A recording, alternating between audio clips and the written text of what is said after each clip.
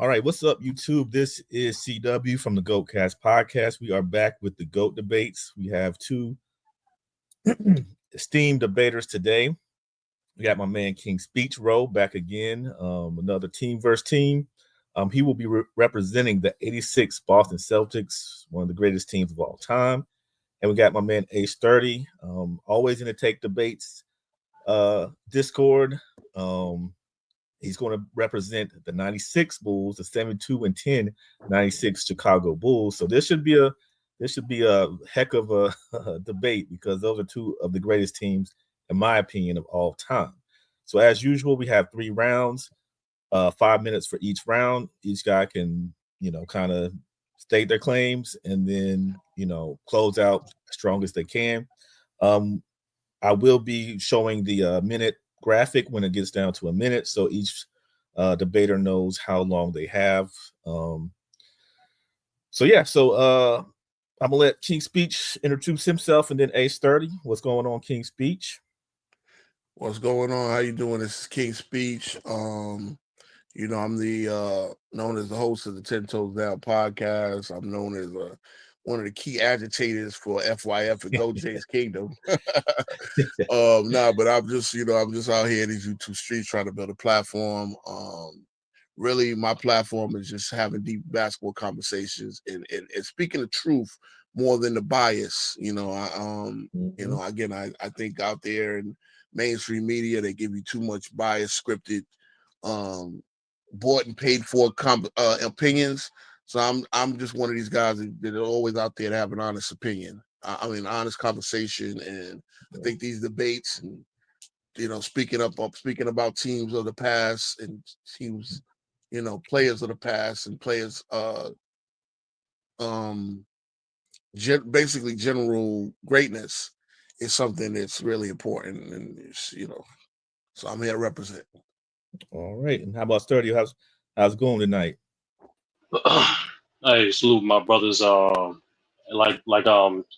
just named. My name is Ace 30. I represent obviously myself, but also Take Debates, something that we're building up to help inform as well as just entertain the community overall, or overall entertainment. Brother Speed just said.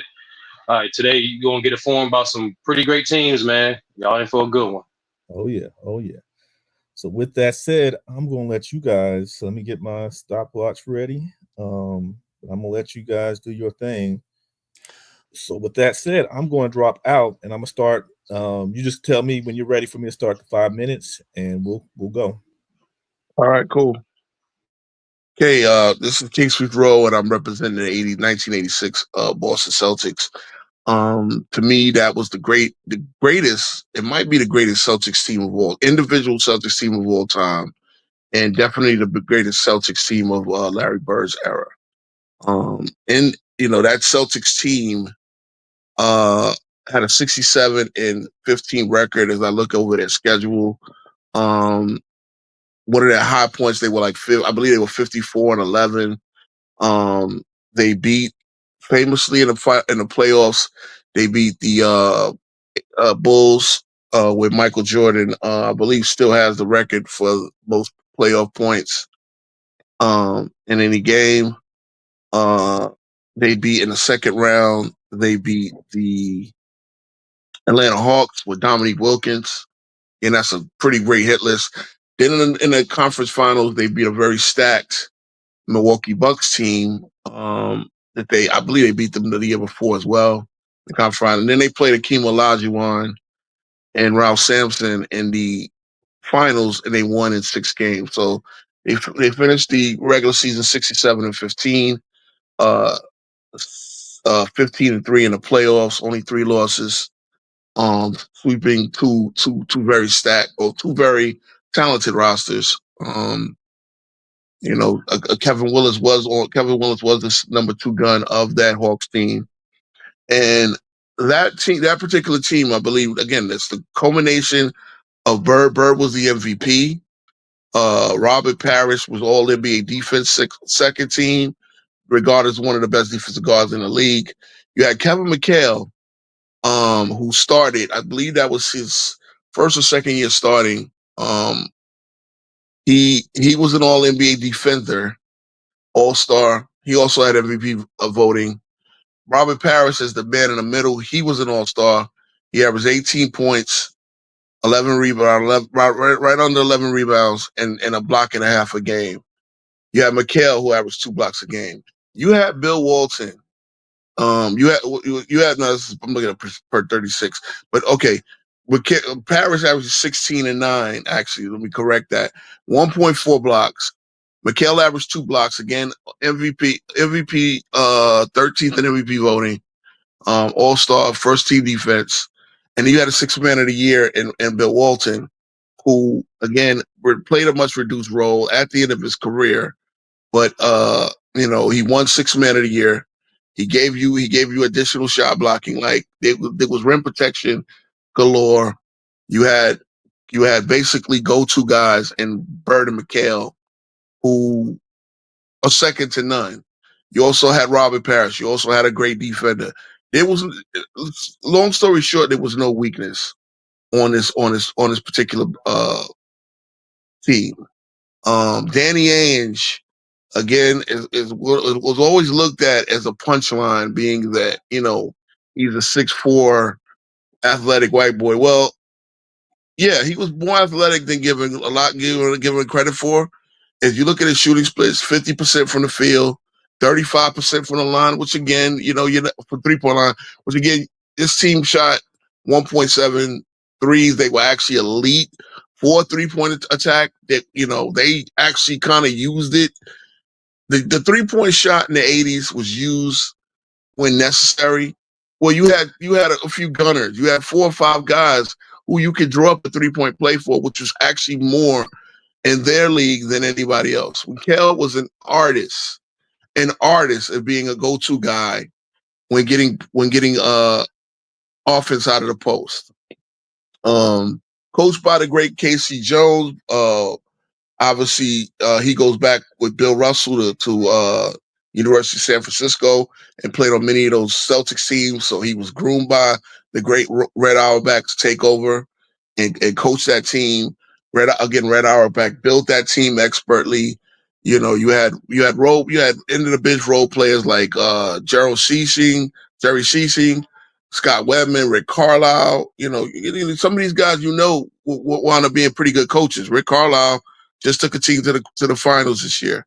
Sam Vincent, Greg Kite. These guys were just a perfect fit. There was no really wasted motion. They were athletic enough. Again, they one-on-one play was great, and that was the basic layout of the Celtics. Okay, so you That's just hit your time. Good job. And so that is round 1 for King's Speech, and now a starter. He gets his 5 minutes to tell us about those 96 Chicago Bulls. People of the internet, I'm going to explain to you today not only why the 96 Chicago Bulls are arguably the greatest NBA team of all time, but definitively greater than the 86 Celtics. Let's take it back for people who don't know. What made this team different to set this things up? This team was coming off a loss without Michael Jordan. Well, with Michael Jordan in 1995. This when Michael Jordan came off his first retirement, coming from playing baseball. And even though the Chicago Bulls was a decent team, having players like Scottie Pippen, Tony Kukoc, Luke Longley, and helmed by Phil Jackson, being coached by Phil Jackson, they unfortunately, Jordan playing only 17 games in 1995. They weren't good enough to surpass and become champions who they were in the early 90s. So coming off that loss to the Orlando Magic, players like Michael Jordan and the overall team were extremely motivated, and in doing so and recruiting and taking the chance of recruiting, acquiring Dennis Rodman, we seen them do something historic that was only replicated by one other team in the NBA history, and do something that was beyond spectacular, not only for themselves but also for the game of basketball. What I'm referring to is the 72-10 record set by the 96 Bulls. This team did that. This team is greater than 86 Celtics because they are simply more accomplished than them. One, They won a handful of teams in NBA history to not only have the MVP, they had the scoring champion, three players, three players to make all NBA first team, which is Jordan, Pippen, and Rodman. Scottie Pippen and Michael Jordan made all NBA first team, and Dennis Rodman also led the league in rebounds.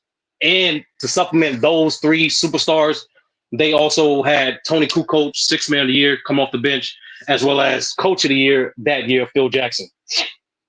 What made this team so great that year was one word: focus. They achieved 72-10 simply because they was resilient and they did not allow themselves to lose more than one game. That's right, ladies and gentlemen. Throughout that whole series, the Chicago Bulls never lost more than one game in a row.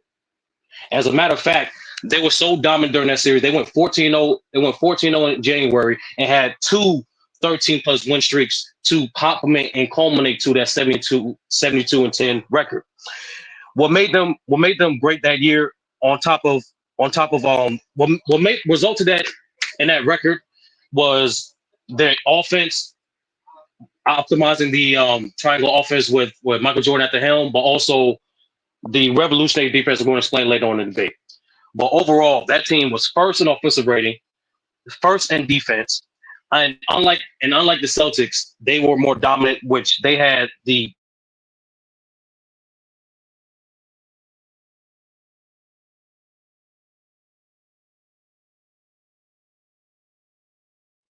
Audio. 33-8. What I believe your audio dropped off for a minute. I didn't hear you for a while, for about Can you break it up? 25 seconds. Yeah, I didn't hear you for a good 20 seconds, Sturdy. I'm sorry.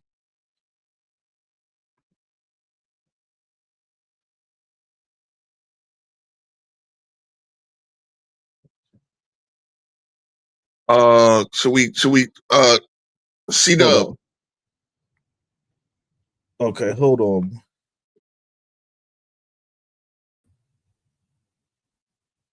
Okay, you fell off. Okay, yeah, I don't know what happened. Um,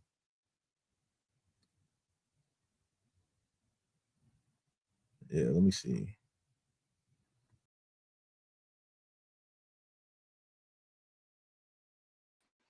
Hello, yo. Yeah, yeah, you want to continue? You got like I could put um like another 20 seconds to your time. Okay, all right, All right. my bad. Okay, Sim- no problem. sim- Simply put, with all that being said, the 96 Chicago Bulls more accomplished than the 86 Celtics. They were more dominant 86 Celtics. They had a high win percentage with 72-10, and they're the only team in NBA history to win 87 games if you count both the regular season and the playoffs. The 86 Celtics couldn't come close to that. They're more dominant defensively, and they're more dominant overall team. Okay, he didn't even have to use his extra time. So that was round one for both competitors. For the 86 Celtics and the 96 Bulls. Now King Speech gets a chance to let us know a little bit more about that 86 team. So I'm going to drop off and he can do his thing. All right. So, my opponent, I did a good job, and I think I did a good job in the first round of laying out who the Celtics were, who they faced, who on the team. My opponent did lay out some facts about the Bulls. They were a dominant team, no, without a doubt. That's like one thing. One thing about my debating style is I will uh, not lie and knock the other team with things that are not facts. 72-10 was indeed a record, which is a 5-game improvement on what the Celtics did. But there's context to that. I believe, I'm not sure if my opponent misspoke, but he did say that there were 3 All NBA players on the Bulls of '96. Uh, they were 3 first team All NBA defensive players, and that might be one of the one team we'll talk. Again, I had 2 All NBA defenders on my Celtics. Defense is not about just counting All NBA defenders. But yeah, there were 2 All NBA first teamers on the Bulls, two All NBA first team defenses on the Bulls. Again, there was a six man of the year in Tony Kukoc. I had the six man of the year in Bill Walton. Again, Bill Walton, a player who led a championship team himself. You have again, I have Danny. I think the separation for the Celtics over the Bulls is that the Bulls had two role players in their starting lineup, as and Luke Longley and Ron Harper. Who Ron Harper was diminished and playing a different role as the point guard. He was playing the triangle point guard, where you're not going to get much offensive production, but you're going to get great defense. I have two guards in Dennis Johnson and Danny Ainge, where I can get both offense and solid defense out of, more than solid defense.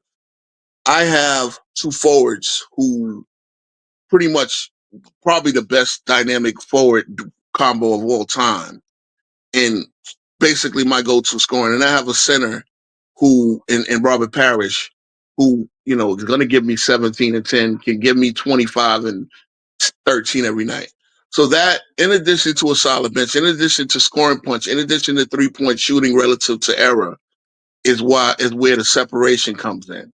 Again, context with the 5 extra games is the Celtics did that in a 23 team league, where you didn't have the 6 expansion teams that the Bulls would have, come the 85 season. I mean the 96 season actually.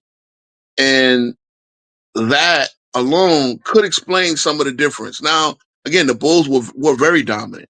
The Celtics were just as dominant, and they were dominant against better competition. Again, 23 win teams. 23 teams means a more compact league. It means more teams that you're gonna see the better teams more often. The Bulls actually, again, 96. The relative competition in the East, I would say, would be relatively equal. Um, the net rating of the Celtics, the net rating of the Bulls was about plus 14. If you go back to the Celtics, the net rating might have been different. As I'm looking at it now, the net rating was a little bit different, but again, you're talking about a different league. It was a +9 for the Celtics.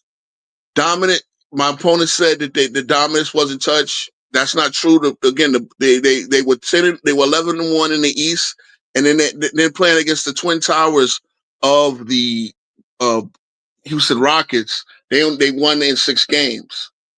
Um, Again, we played against Michael Jordan. No Scottie Pippen yet. We played against Michael Jordan and Orlando Woolridge. We played against Dominique Wilkins and Kevin Willis. We played against Sidney Moncrief, Paul Pierce, Terry Cummings, and then we played against Sampson and Elijah One. There's no wasted motion. There were no eight. There wasn't the 8th seed was Michael Jordan. Who was the 8th seed when the Bulls played in '96? Well, it's night and day. It's night and day. And again, the Bulls being 30 and 52, that was due to Michael Jordan's injury, but he was completely healthy. As Larry Bird famously said, he was guarding sneakers, but they swept guarding sneakers. All right, that is your time, King Speech. Great second round. So A30, just let me know when you're ready, and I'll start the timer up. All right. To clarify, if I did misspeak in the first round, no, my opponent is completely wrong. The Bulls had 2 All-NBA players that made first team and 3 All-NBA players that made defensive teams. First team, by the way. And that's such a rare feat that only a handful of teams in NBA history have done that. And that's what we're talking about, this great team with the Bulls. And what made them more dominant than 86 Celtics was how revolutionary and innovative they were defensively. When you have a defensive lineup of Ron Harper, Michael Jordan, Scottie Pippen, Dennis Rodman, and a 7-footer and Luke Longley, you are extremely disruptive. And the way the Chicago Bulls implement those personnel made them so dominant. And how they do that, my ass, I'm gonna let you know. So first, they did implemented many things that even teams to this day use tactically, such as principles like overloading strong side, play side defense, switching everything 1 through 4, be able to implement a diamond press and master it.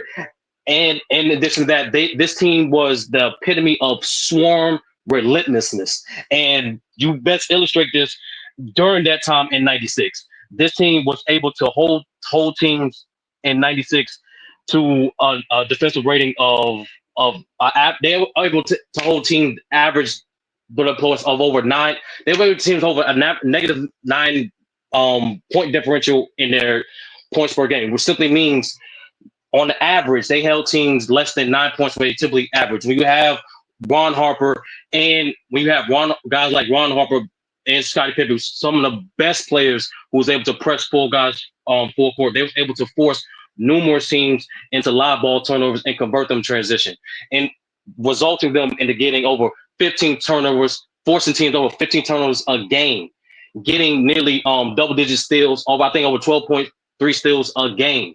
And the reason why they was able to do that is in some of the defensive tactics I described earlier, such as the diamond press. When you have a guy like the diamond press, simply is you have the top defender at the one front court. You have three players in the half court. You have the center or the backline anchor defender at the other side of the free throw line. The goal of the defenders is to press the ball handler, trap him on the sideline, and cause him either turn them, and that either cause them to be exposed as balls, while the guys like Pippen and Jordan will steal the ball, or they will commit a trap and they will pass it out across court, but they'll get in the pass lane like Ron Harper, Scottie Pippen to intercept it, and they off to the races. This team was so dominant, innovative defensively that you seen even the chance this year, like OKC, implement some of the defensive principles, like I mentioned earlier, switching 1 through 4. And the best example of this is you go to the playoffs when the Chicago Bulls went against the Orlando Magic.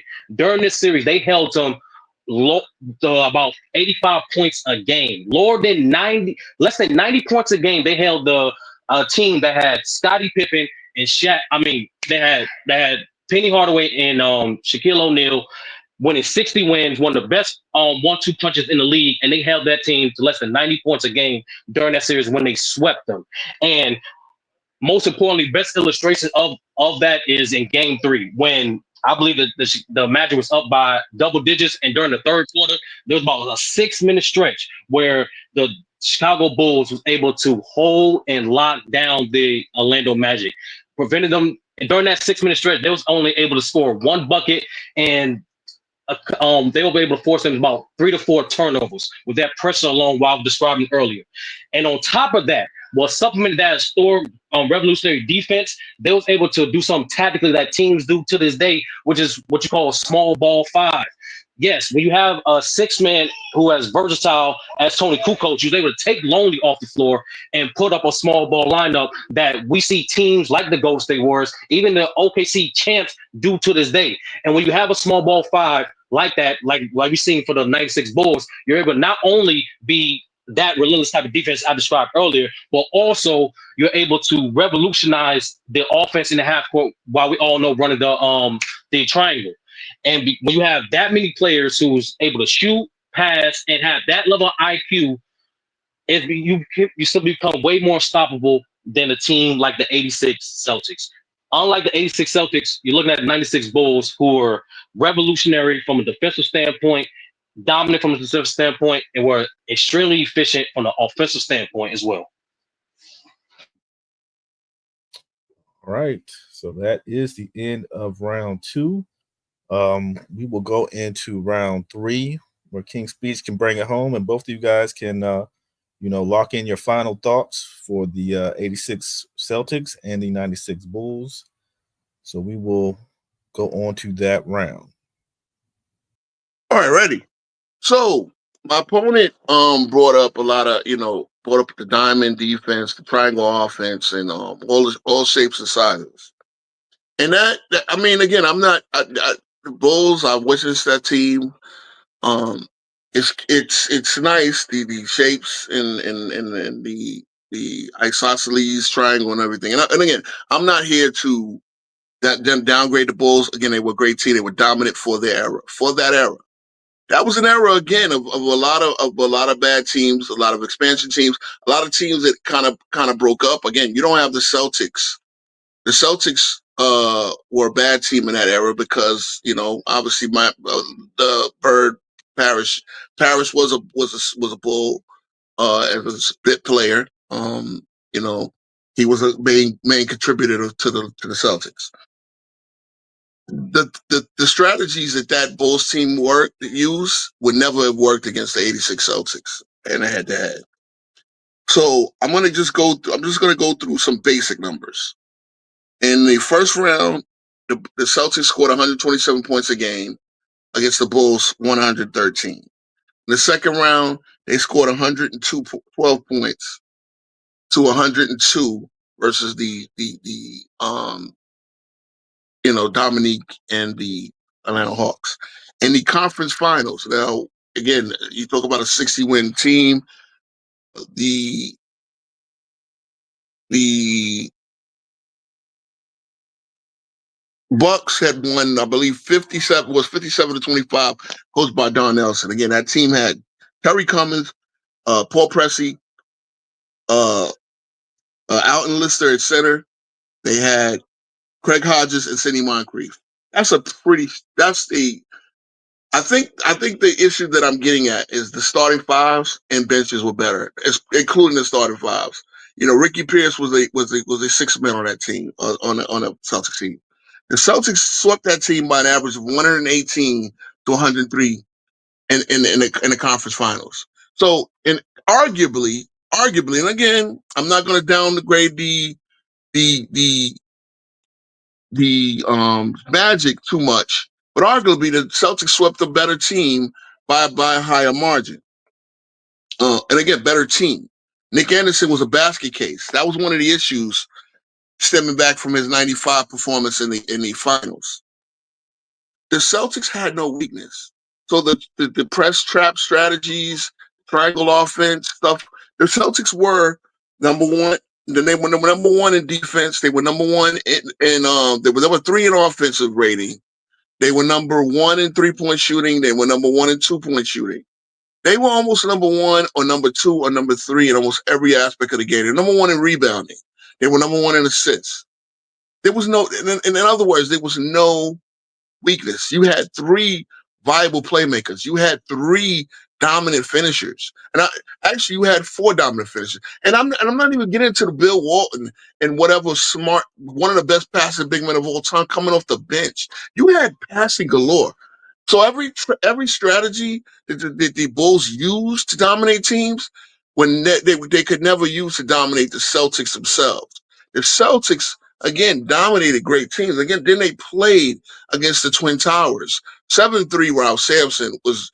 If you think Wembanyama is great in this era, you should take a little step to remember how good Ralph Sampson was, and he was the power forward on a team with arguably the greatest defensive player of all time in Akeem Olajuwon. Certainly the greatest defensive player that I ever witnessed. And that team was swept. That team that wasn't swept, they were beaten 6 in the finals. In essence, the Celtics solved everything. They had better competition. Seriously, they had better competition. Yes, the Sonics were great competition in the finals, but they lost 2 games actually, and I think my opponent said they didn't lose more than 1 in any playoff series, but they did take them to 6. Same thing like this. So it's almost identical in playoff success. The Celtics had winning streaks of 8, 9, 13, and 14. And again, in my opinion, it's better competition. I'm not here to denigrate the Bulls. I really think this is a very even matchup.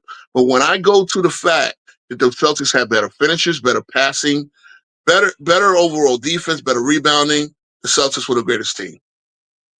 All right, and that ends your third round for those 86 Celtics. We will get ready for a sturdy to bring it home with the 96 Bulls. All right. The prompt is which team is greater, the 96 Bulls or the 86 Celtics? Greatness is determined by what you do over of the competition that's set forth in front of you, not necessarily who is the competition, how you perceive that competition, and the conditions of what my opponent tried to say towards the end of his round. Indicating of dominance and greatness is the epitome of what the 96 Bulls did.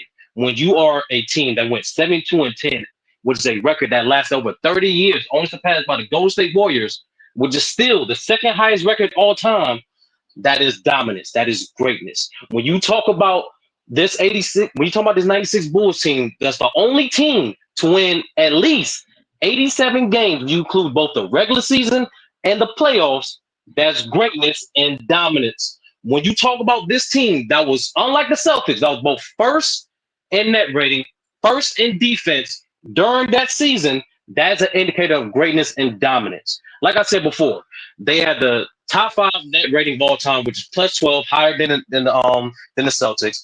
They like the Celtics, they had a similar record with 15-3, but unlike to correct my opponent again, what I did say was they didn't lose more than 2 games in a row during the regular season, period.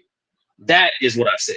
And that is an indicator of focus, because when you're in a league with more teams, that means there's more travel. That means there's more variables and more conditions that the team has to deal with when playing these other teams. And for the Bulls to not let that affect them to that degree, to be able to maintain their focus, to be able to night in and night out perform at a high level, is an indicator of their greatness and why they're greater than the Celtics.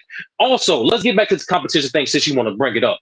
When I look at the competition that the 96 Bulls went through, it was better than the 86 Celtics. Let's keep it a buck. We look at the Heat that they swept, coached by Pat Riley, led by Alonzo Mourning and Tim Hardaway. Yeah, that's not a scrub team. And I would definitely say that's a better team than that version of the Bulls that 86 Celtics played. Oh, when you look at the top 5 defense in the Knicks, led by Patrick Ewing, that you should know, King's Speech, how great that Knicks team was at that time. Oh yeah, the Bulls made quick work of them too, get them out of there as well. So, but that's trash team though. But then most importantly, we get to the last 2 teams they faced, which the Celtics did not, which is 2 60-win teams, and the Orlando Magic and the Supersonics with Gary Payton, Defensive Player of the Year, and then once, like I said earlier in the debate, with Shaq and Penny, the best 1-2 punch offensively in the league at that time, held that team to 85 points a game when they swept them. We talking about that team. We talking about the other team, to which, let's be honest, Speech.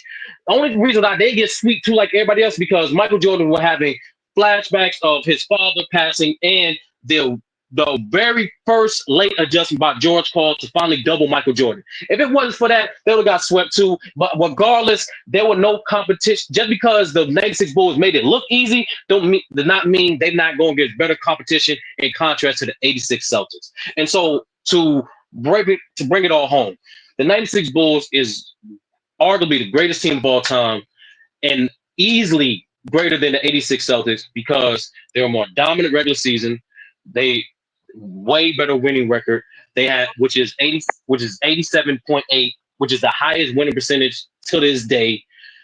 Better regular season record. The same postseason record gets better competition, more revolutionary in regards to having that level of defensive versatility, taking a risk in recruiting Dennis Rodman, who optimized and took that defense to a whole nother level, as I explained in the second round, getting the league best rebounder. Jerry Krause and that front office of the Bulls being ahead of their time, recruiting overseas players like a Luke Longley, like a Tony Kukoc, which to this day teams take tactics from those to make sure they scout other overseas players due to the success of the 96 Bulls, implementing the 5-ball lineup, maximizing the triangle offense, utilizing multiple defensive tactics like the diamond press, like the Doberman defense, which is designed for the perimeter players of the 96 Bulls to switch and be aggressive and to generate so many defensive advantages that they obviously optimize themselves to be. This team is more dominant than the 86 Celtics. They're more accomplished than the 86 Celtics. They're simply more greater than the 86 Celtics. And here's for a bigger nugget. The 96 Bulls is the reason why the game is global to this day. That's it, man. All right. That was the third round of each competitor Man, y'all spitting some facts, and that was some crazy stuff we're bringing up. Like both of those teams, definitely deserve their props. Those teams were great in their own rights. But we're going to ask you guys out there, and we're going to drop a poll. And of course, if you watch and you want to comment, let us know who you thought won this.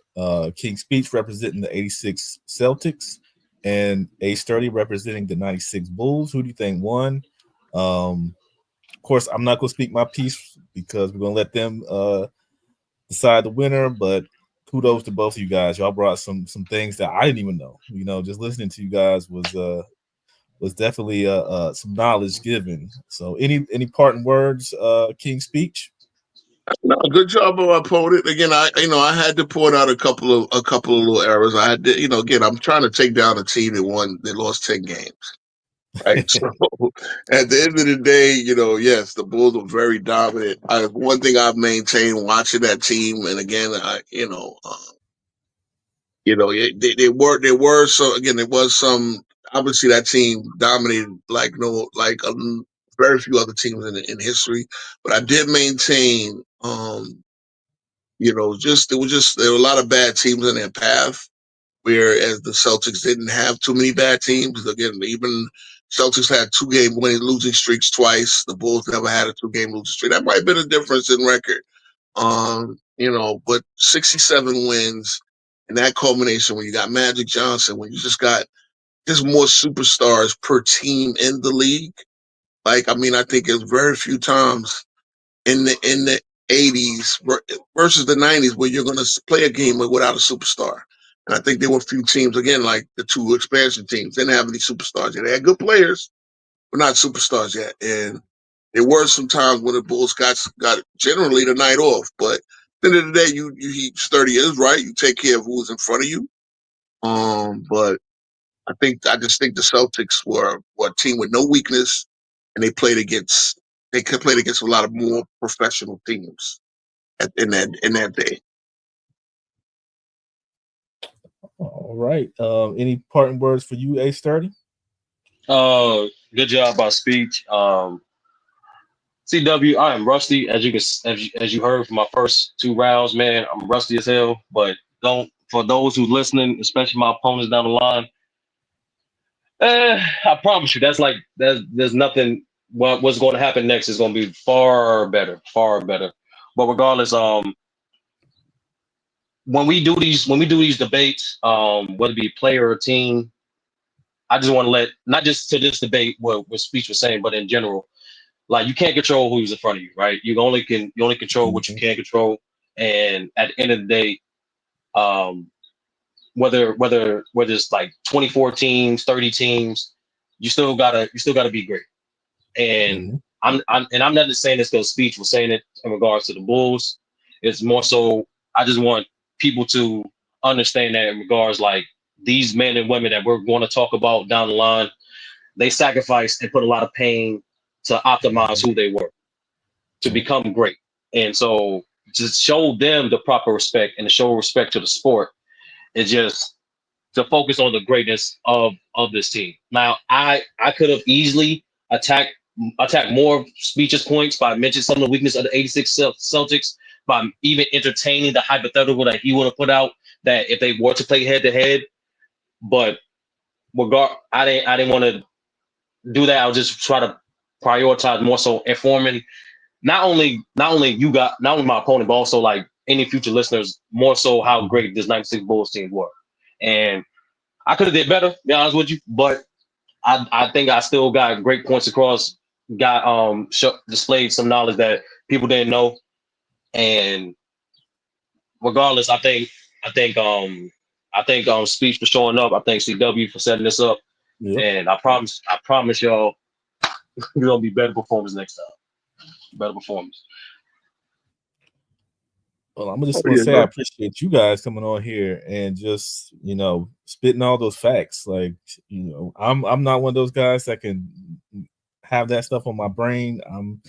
I can play the game, I know the game, but just some of the history I forget. So I had to look stuff up. But the fact that you guys were able to spit all that out, that was phenomenal. Another great debate, in my opinion. So Once again, we're going to let you guys vote on who you thought won. King's Speech with the 86 Celtics, A Sturdy with the 96 Bulls. Definitely please like and subscribe. Also check out King's Speech Row. You got 10 Toes Down every Tuesday and Thursday. You never know who's going to pop up there. Trust me. And you never know how long it's going to be. So make sure you just stop in. It starts 9:30. We may end 1:30. So you never know how long we're going to go and who's going to show up. So definitely check that out. And also check out his channel. That's on his channel and on Goatcast Podcast. So we're both simulcasting.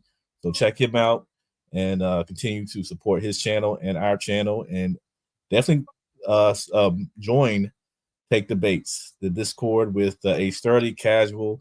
Matter of fact, they were doing a debate, I think last night. They debate everything from NBA to basketball to anime to whatever you can think of. They're in there constantly. So it's a great community. Anything you probably like, they're probably talking about it, and they've got a section for it. So definitely check that out. Once again, appreciate you guys for showing up. And we'll be back soon. I'm not sure what the next matchup will be, but we will be back with some more debaters here very soon. So, anything, guys? Any last words before we close out? Or you guys Well, already? yeah. Speaking of double, man. Speaking of double, like the Avengers has got to form up because when you said it, we don't know who gonna pop up on 10 Toes Down. Well, just hit my YouTube notifications is one of these Jordan attackers, and actually, it seems like he was very inspired by Mr. FYF Lamont was very inspired by the conversation he had with me and JB on 10 Toes Down on Thursday. So he's going to be talking about the Jordan rules. And I'm going to Okay. listen because again, I just was in a ring, but I'm going to listen to what he got to say. And if I hear too much cap, I'm going to have to pull up. I'm going to have to pull up Well, we and already speak on know. my man MJ. Okay. All right. All right. So check that out. A30, anything before we get uh, out of here? like my brother CW said, you can find me on Take Debates, Discord server, the best entertainment hub on the internet.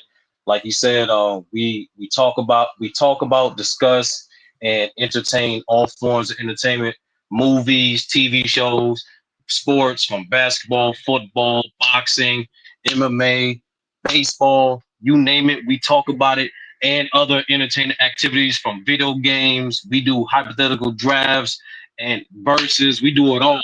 That's what we do and Take Debates because we believe everyone has the right and to express their opinions and their passion for all forms of entertainment. But we're gonna be dropping more content soon, and other content creators are gonna blossom from that entertainment hub as well. But once again, thanks C Dub, thanks Speech. Definitely gonna catch y'all again later. All Appreciate right. the time, man. Yep, and we will drop that link for the Discord channel in the description. We'll also, of course, link you to King Speech Rose channel also in the description. So once again, thank you guys. Please like, subscribe, share, and come back to see more GOAT debates.